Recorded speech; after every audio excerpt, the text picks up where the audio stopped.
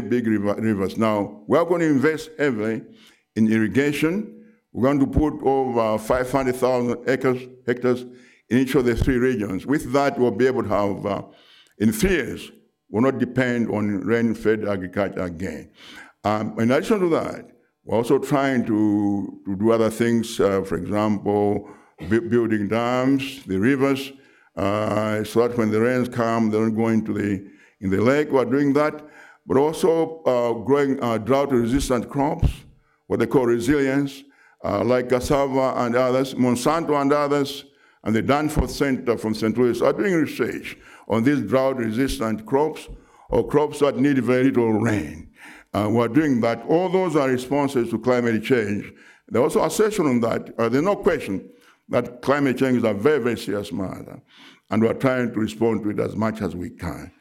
Now, on the issue of the gentleman from Nigeria, trade within Africa, indeed, we're encouraging foreign investment from overseas, but also from within Africa. I don't know if you follow events, but you may remember I was in Egypt, Sharm el-Sheikh, I believe it was in June, I think, and we signed what they call the tripartite free trade area. It's an agreement between the SADC, South Africa Development Community, the Common Market for East and Southern Africa, and the East African Community.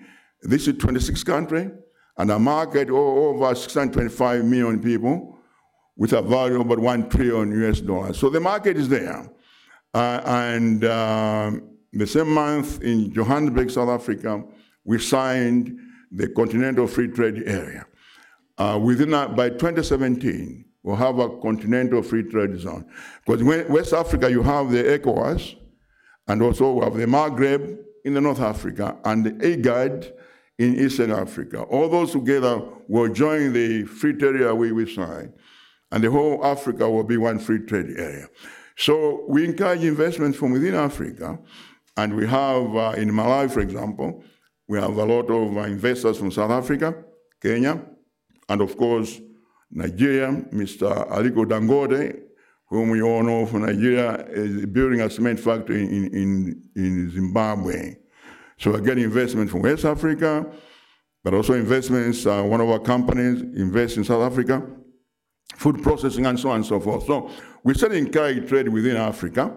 At the moment, trade within Africa is about 3%, as opposed to 10%, which the world, norm. Would like to increase intra-African trade to at least maybe 20, 30%. So we'll be doing that through a number of measures. For example, cutting trade barriers and customs, harmonizing movement of people, integrate movement of people, infrastructure, road, and so forth. We're doing all those things. We can do all those things and achieve them. We should be able to, in fact, have free trade within Africa. No, there's one trick, which as a decision maker you face. Say Malawi, for example, we depend from our revenue on taxes, income taxes, but also duties. Duties form a big part of our income, government income, excise duties. Now, when you create a common market, it means that there are going to be no duties, so that all that income is lost. It's no duty. So how do you find the substitute for that? And this is a problem of common markets as opposed to developed countries. But for our countries where we depend on those two, no other source of income, no investment to speak of, it's a very difficult thing to do. So we are trying to balance that with the common market situation, but also take into account that cannot completely allow duty-free entry for some countries, because that will cut the revenue into half. So that's a political balance we have to make each time as we move along. Thank you. Any more questions? I have the mic. My name is Sam Ando, and I think you are uniquely qualified to comment on this. Why is it that democracy has had such a hard time in the other parts of Africa?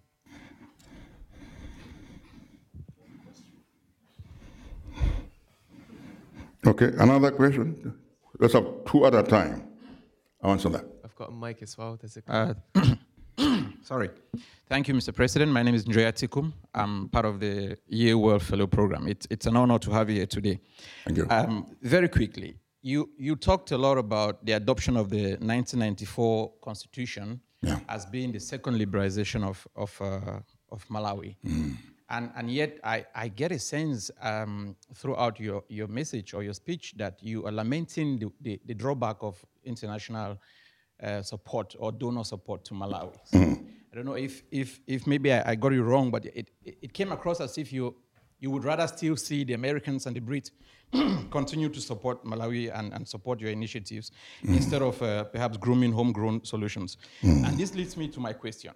Last year, the Malawi Medical Journal published a very fine article on the effect of illicit financial flow on the effect of illicit financial flows from Malawi. Oh yes. Yeah, and they said $400 million left Malawi between 2013 and 2015 through illicit financial flow and tax loopholes. And I was just wondering, since you took office, what effort you've put in place to try and address this situation, given that, I mean, we all know the story of corruption in Malawi over the past 3 or 4 or 5 years. I was wondering what particular initiatives you put in place to address this situation and to, get this resource domestically. My last question, which you also touched on. I mean, unfortunately, in your speech also, you didn't bring out Malawi's role in SADC, which I think is quite fundamental. Malawi plays a pivotal role in that sub-region. And now that we are all calling for, breaking down borders and trade liberalization, I was wondering how you intend to, harness the Malawian diaspora expertise as you try to, in that region in particular, as you try to shape Malawi. You also talked about, the skill gap and all that stuff. So yeah, good. Thank you very much. The first question: why is democracy having such a hard time? Democracy has a hard time everywhere. Even here, as somebody said, I was Churchill, who said democracy is the worst form of government, except there is no better form other than the democracy. Democracy is difficult to do. The idea of the Greek city-states, they were very small. So you could run, everyone could participate. In fact, we don't have democracy anywhere in the world. What you have is representative government. The people have given that power to the representatives, who are the ones who make decisions in the legislatures. But talking about a broader sense of democracy, I think the problem we have in Africa, a number of problems. First of all, I think there is a sort of mental problem that, two, during colonial days, there really was no democracy in Africa. Malawi was a colony for 73 years. What you have, the most important person, say Malawi has 28 districts. The most important person was the district commissioner. You had the governor on top, the district commissioner. The district commissioner had police powers, could arrest you, try you, and put you in jail. The same person.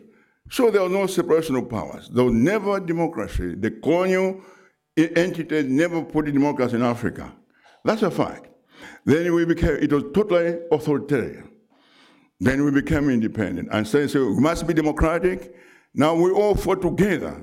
The movement, I was one of them, and many others in this room, who fought against the British for independence, okay? We fought together. After independence, we were supposed to break up into two. One should, government and an opposition party. Well, to artificially create a group that opposes the government for the sake of opposing it in order to have democracy. You see, so that's a problem there. And the third is, I think, the nature of societies.